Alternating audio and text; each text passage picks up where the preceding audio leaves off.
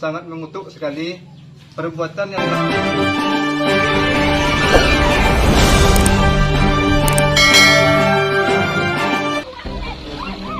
Pasca pengukuhan penghulu Kampek suku Caniago yang bergelar Datuk Patia yang dilakukan di Kenagarian Mungka, Kabupaten 50 Kota pada 29 Agustus 2022, mendapat komentar dari Datuk Bandaro Rajo Adat Nagari Mae. Dirinya sangat mengutuk atas kejadian ricu yang menghina dan melecehkan adat Minangkabau. Ambo Datuk Bandaro Rajo Adat Nagari Mae, itu salah satu nenek yang merompet di luar 50 sangat mengutuk sekali perbuatan yang dilakukan oleh kemanakan yang merobek pakaian adat salua.